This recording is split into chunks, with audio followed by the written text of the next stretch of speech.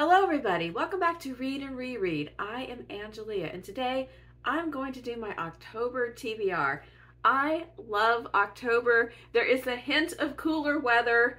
It's not today. It's September 25th and it's going to be in the mid-90s, but it's coming.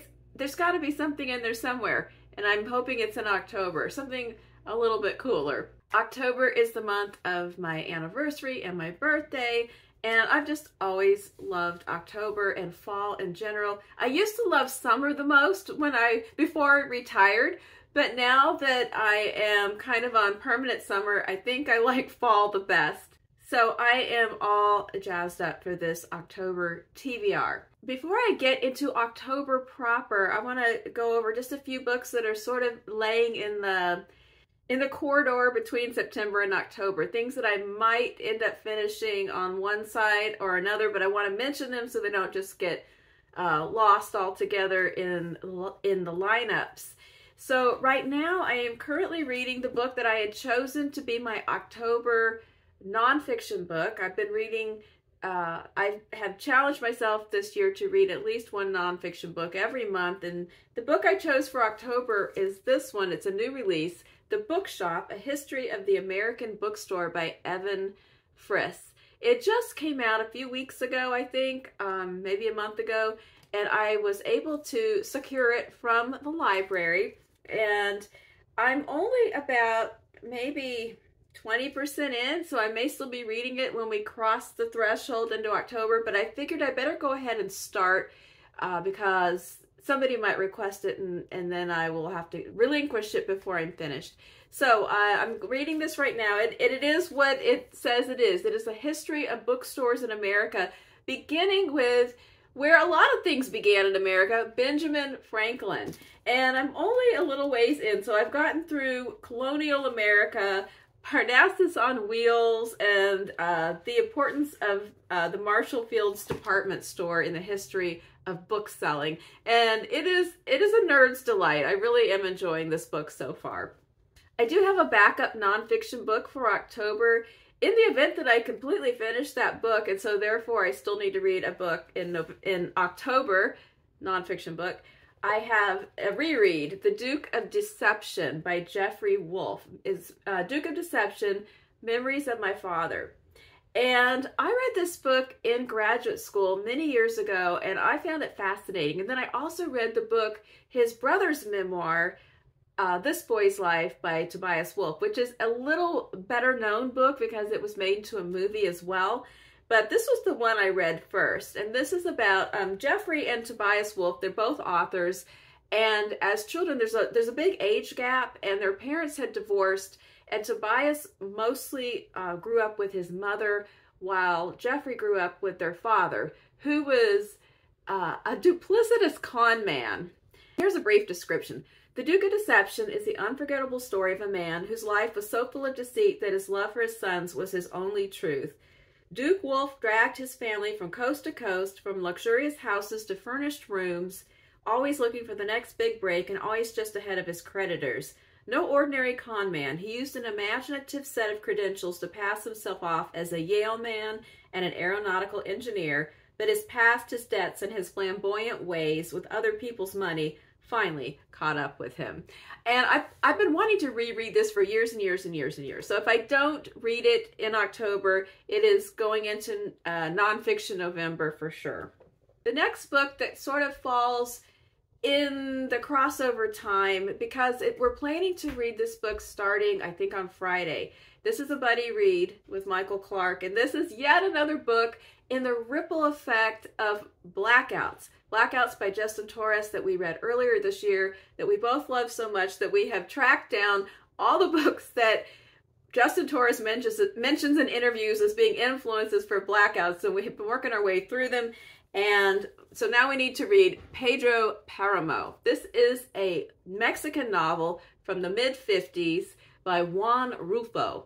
And I've never read this or anything else by this author, but this book not only was influential in the writing of Blackouts, but way back before that, it was very influential to Gabriel Garcia Marquez before he read 100 Years of Solitude, which is another book on my endless long backlist of things I need to reread. And interestingly enough, both 100 Years of Solitude and Pedro Paramo, the accent's on the first syllable, so I think Paramo. I wanted to say Paramo, but I think it's Paramo. Anyway, they're both getting new film or TV adaptations coming soon. So that's exciting as well. And so it's another reason to reread 100 Years of Solitude before the movie comes out. But the fact that I am just now hearing about the existence of this book and then a new adaptation is coming out, it's very exciting. And this is a short book, but it's very, I think it's kind of surreal. I think the idea here is that there's this man, and on his mother's deathbed, she asks him that when she dies to go to this town and seek out his father that he has never known. And so he promises his mother this, and the story is his journey and what happens in this town. But apparently it's very strange and surreal and mystical and ghostly. The edition, I have this really cool edition. Let's see what year this particular edition came out. In 2002, and it was illustrated with photographs, and they're very eerie and creepy photographs. I marked a couple of them. And I think they're really going to enhance the feeling of this book. So I'm really excited to read this starting, I think Friday-ish is when we're going to get going on it, and just find out, just experience that book. Okay, so now I'm ready to move into the official October selections.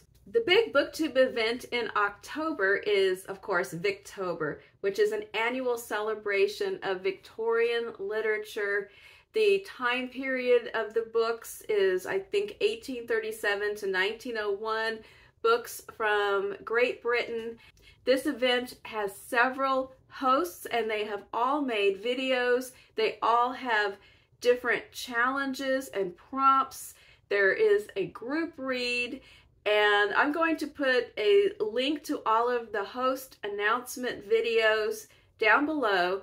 And then there's a group in Discord as well that is very fun. There's been lots of chatter going on for the past few weeks. People talking about their TBRs and their plans. And it's a lot of fun. All you really have to do to participate is read at least one book from the Victorian era. And you can go as far as you want with the different challenges and prompts. And so let me just tell you what I have planned. And my problem every year in Victober is to rein it in, because there are so many good books, and a lot of them are really long as well. So I always have too much. And even this year, I had a really hard time. There's a couple of books I really, really want to read or reread that just aren't going to make the cut, because I'm trying to be realistic here. And I decided, last year I did participate in the group read. And last year it was The Way We Live Now by Anthony Trollope. And it was my first time reading Anthony Trollope, and I loved the book, and I had so much fun in the group read. So I decided to participate again this year, and the group read is The Doctor's Wife by Mary Elizabeth Braddon. If you saw my recent haul video, you saw this book already. This is an author I have not yet read. I only had heard of her other book, Lady Audley's Secret, and I had not heard about this one. It's about a woman trapped in a marriage to a man incapable of understanding her imaginative life. And it is sort of a reworking of Madame Bovary with different outcomes. That's how it's described in the back. So it's going to start on October 1st, and I am really looking forward to getting into it and discovering this author and this novel. Also, rolling back to Anthony Trollope. When I read that book last year, I thought, oh my gosh, how have I never read this author? And he has a lot of books. So one of the first things I did after reading that book was to purchase The Warden by Anthony Trollope. And this is the first book in the Barchester, I think it's called. I got a Barchester saga. Let's see what it says. The Chronicles of Barsetshire. One of the books is called Barchester Towers, but the series is the Chronicles of Barsetshire. Barsetshire. I'm not British. I'm struggling.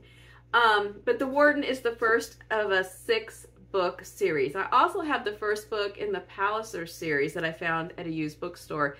But I've had this, and I've been wanting to read it all year, not quite getting to it. And then a couple of months ago, Sonya from Enthusiastic Reader and I hit upon reading this together for Victober. So we are going to be buddy reading The Warden, and I think it is her first Trollope and my second Trollope, and we're going to read this kind of in the second half of the month, which works out perfectly because I'll be getting towards the end of the other novel, and then this one can take off, and I have no clue what it's about, actually, not at all. I do like that it has the chapters with names. I'm just going on the fact that I've heard great things about the series and how much I enjoyed the first book. So we're going to get into that somewhere in the middle of the month or the second half of the month. And then a couple of shorter things that I'm also going to read for Victober. Wilkie Collins, the perpetual bridesmaid of my TBR, has been shrunk. I originally had no name to reread on my list. How many times if you've watched my channel for a while, you've seen No Name in my TBR before. I cut it again because I decided to do the group read, and there's only so many long novels that are going to fit into the same month.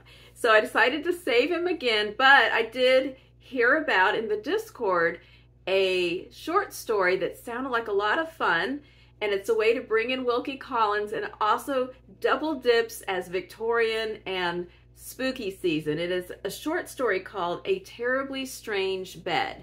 It's available online, and it is apparently creepy or weird or scary or something, so I'm putting that into my TBR. And then also The Turn of the Screw by Henry James, which I'm going to read out of one of my big anthologies. Let me see if I can grab it.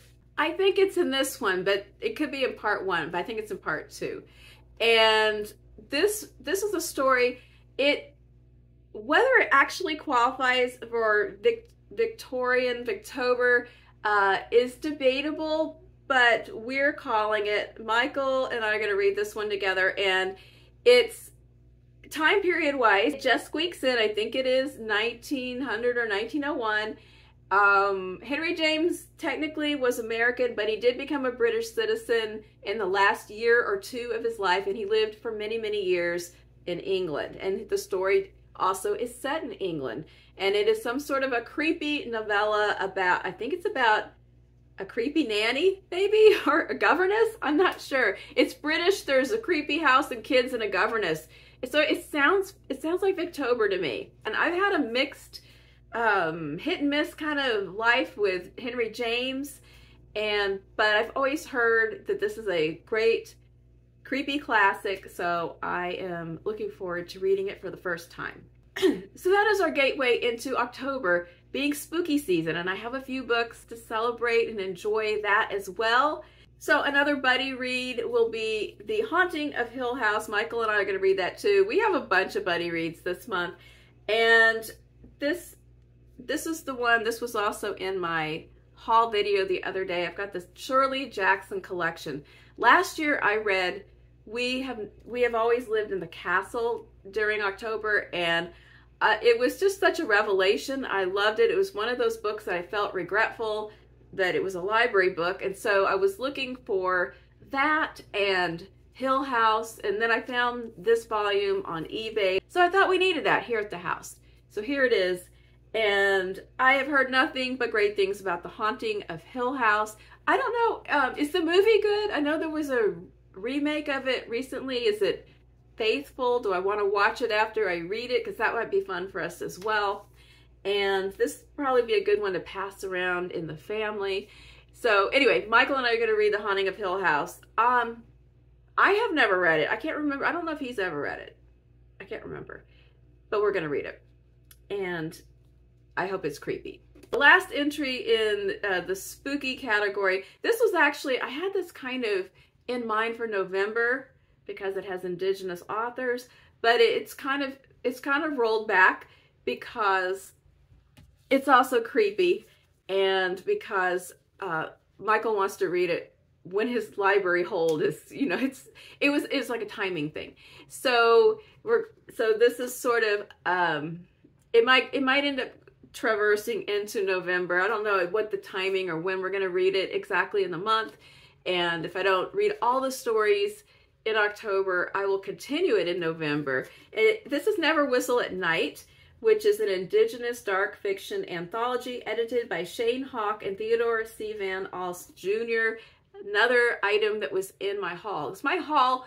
I thought that my haul was a very responsible haul because there were a lot of books that I specifically selected and purchased in time for these various events. They weren't just willy-nilly random impulse buys. They were strategic, planned, and carefully selected. So, whatever. Never Whistle at Night. I love the cover of this book. Melinda from A Web of Stories has shouted the praises of this book many, many times, and she's also informed us that there is a sequel coming, another collection coming up in 2025. So that is great news as well. Some of these I know, some of them I'm not so familiar with. Can't wait to find some new authors and enjoy the entries contributed by some old favorites. And I guess I'm just gonna really creep it up. Melinda also says there was only one story in there that was kind of too extreme or too horror for her. And so hopefully we're on a similar wavelength. I think I'm good. I'm okay with some horror. I don't like, there's a certain level where it just gets too freaky, but I have a pretty good tolerance. The next group event is the Bard Room's Shakespeare selection for October, and that is The Tempest. I'm so excited to read The Tempest.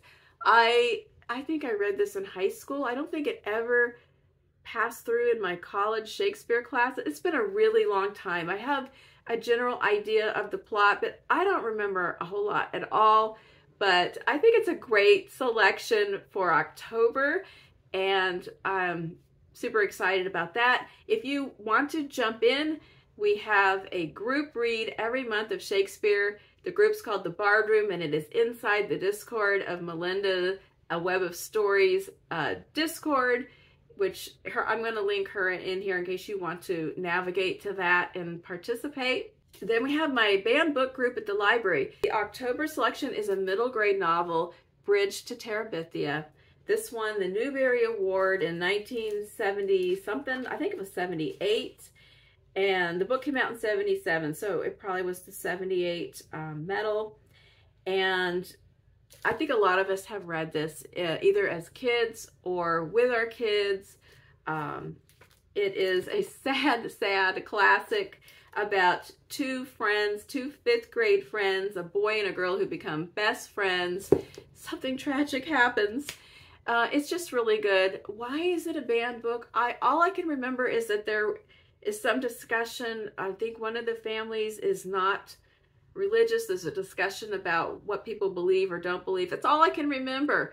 But we'll find out. Every time when we have this meeting, we talk about the book and just a book clubby discussion of our feelings about the book, but part of it is a presentation of the history of its banning and the reasons, and then we hem and haw and throw up our hands about it. There's another children's book on the roster, and this is Mrs. Frisbee and the Rats of Nim, and this also won the Newbery. What year was that? It was probably the 70s again. Probably 72, because it was published in 71. I loved this book when I was a kid. It would have been probably a pretty new book when I read it. I have not read it since I was a kid, even though it's always been around. And again, it was a book that was in the library where I worked, but I didn't ever reread it. Kids would check it out. But this is sort of the ongoing, informal ongoing series of rereading children's classics that we loved either as children or as children's librarians with my friend Michael. And so this is what we're reading in October. I didn't even mention the authors in these last couple of books. Bridge to Terabithia by Catherine Patterson and Mrs. Frisbee by Robert C. O'Brien. All right, so all of those are the books that are monthly themes, monthly events, groups I'm in, reading buddy, plans. And so besides that, I have a lot of books on my cart that I really would like to get to. And I could show you 10 different books that I really am dying to get to, but at the very top of my list, even though they haven't necessarily waited the longest, but here's 3 that I especially want to get to sooner rather than later. 2 of them, you saw them in my haul, and it shouldn't be any surprise that I'm dying to read. Tell Me Everything by Elizabeth Strout. I need to go ahead and read it before everybody starts talking about it on BookTube. I'm avoiding articles and reviews and spoilers and things. I've just heard the very merest bit of information about it. And I've been reading my way up to it all year by rereading all the Lucy Barton and Olive books, so the time is now. Time is also now for Death at the Sign of the Rook by Kate Atkinson, because I reread the whole Jackson Brodie series to get ready for this one, and now it's here. So I am dying to get started on both of these. So these will probably run concurrently with some of these other ones from the monthly theme, because I want to start very soon. And then finally, I would like to read the next book in the Tales of the City series that I have been working through. Probably about every other month I'm ready to read the next one, and I'm up to number 5. I think there's 9 or 10 books in this series. And Armistead Maupin's series set in San Francisco that begins with Tales of the City. The series began in the 70s. It was their contemporary, and he first started them in the 70s, but they're still going. Everyone thought it was over, and then a new one came out last year, and he surprised everyone. But this one, I think maybe was written in the 90s? No, 1987. Now we're in the late 80s. Significant Others. Tranquility reigns in the ancient redwood forest until a women-only music festival sets up camp downriver from an all-male retreat for the ruling class. Among those entangled in the ensuing mayhem are a lovesick nurseryman. That could be Michael Tolliver. Also, it could be his friend Ned that also works at the nursery. A panic-stricken philanderer. There's several people that could be. And the world's most beautiful fat woman. Okay, it's showing its age there. The 5th novel in Armistead Maupin's legendary Tales of the City series, Significant Others, is a mordant meditation on the war between the sexes. Okay, the description sounds both classic to the series, and also the series, there's a certain element of it that's timeless, and then a certain element that's always dated. It's kind of a weird charm of the dated aspects of it. So I am looking forward to seeing what has happened. I didn't like some of the stuff that was happening at the end of the last book, so we'll see what has transpired in the meantime. Okay, that's it. I have so many other books that they may just make surprise appearances, or they may not, because this is quite a lot. But that is what I have in mind. And so I'd love to hear what you have planned for October, or what you think about any of these selections. I will be back soon for Friday Reads, and I will say goodbye for now.